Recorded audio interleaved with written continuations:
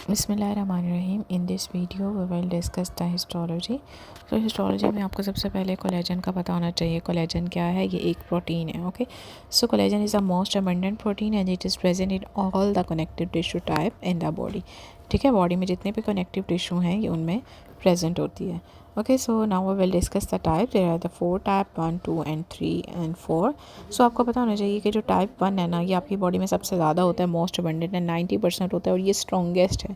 ठीक है, इसकी जो है ना रेगुलर अरेंजमेंट्स होती हैं in the reticular layer of the skin. आपको पता है स्किन में कितना ज़्यादा कोलेजन होता है। ठीक है, फिर डर्मिस से अभी हम इसकी लेयर्स डिस्कस करेंगे। तो आपको बताना चाहिए टाइप 1 जो है वो स्किन, फेशियाज, बोन लिगामेंट्स, ठीक है, लेट बोन हीलिंग के अंदर और पेरिडोंटल लिगामेंट, ठीक है, ये इन सब में प्रेजेंट होते हैं।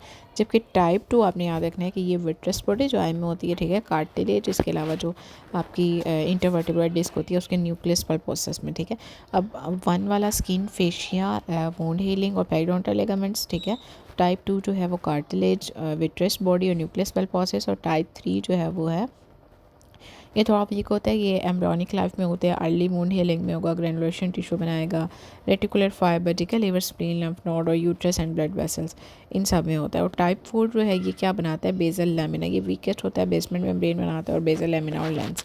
Okay, so now will discuss the strength of the cartilage and the disorders. Strength of the cartilage जो इसकी डिसऑर्डर में आपने देखा कि जो ऑस्टियोजेनेसिस इम्परफेक्ट है ना, ये टाइप 1 की वजह से होता है। इसमें मैंने आपको बताया टाइप 1 ये जो है कहाँ कहाँ होता है, बोन में होता है, स्किन में होता है, लिगामेंट्स में होता है। ठीक है, तो इसमें ब्रिटल बोन डिजीज़ होती है, इसको ऑस्टियोजेनेसिस इम्परफेक्टा कहते हैं। जो कोलेजन टाइप हमने देखा था 2 मैंने आपको बताया था कहाँ होता है, कार्टिलेज, विट्रस बॉडी में। अब टाइप 3 जो है वो अर्ली बोन हीलिंग में, हार्मोनिक लाइफ में। अब इसमें एहलर डैनलस सिंड्रोम आपने याद रखना है, ये वेस्कुलर टाइप। इसमें क्या होता है कि ब्लड वेसल्स, यूट्रस, इन सब की ना स्पॉन्टेनियस रप्चर हो जाता है। ठीक है, ये वेस्कुलर टाइप होती है। और जो कोलेजन टाइप 4 डिफेक्ट है ये एल्पर्ट सिंड्रोम। इसमें क्या होता है? ग्लोमेरुलोनेफ्राइटिस होता है। ठीक है, हेमोलिसिस हो सकती है, एंजियोफॉर्मिटीज़ हो सकती है, ये एक्स लिंक डोमिनेंट होता है।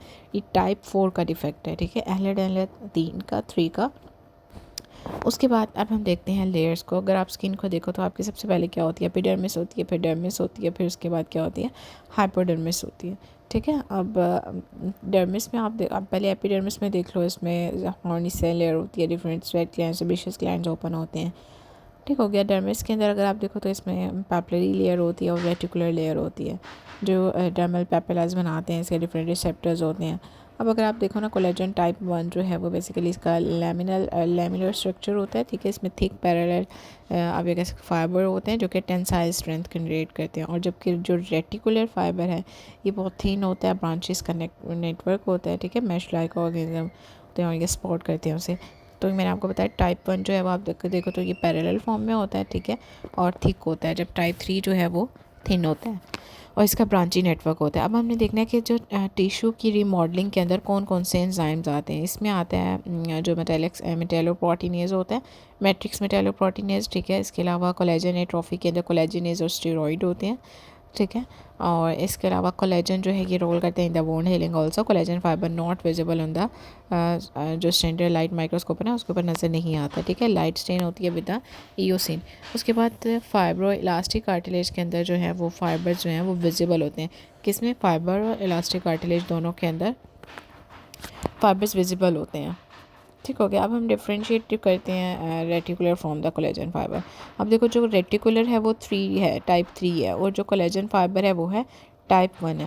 मैंने आपको ऊपर भी इधर बताया था कि जो टाइप 3 होता है ये रेटिकुलर फाइबर जैसे कि लीवर, स्प्लीन, लिम्फ नोड्स। ठीक है, इसको आपने इसलिए मेन याद रखना है। अब जो टाइप 3 है ना ये रेटिकुलर है और 1 जो है कोलेजन फाइबर है। वो कोलेजन टाइप 1 जो है वो लैमिलर स्ट्रक्चर होता है।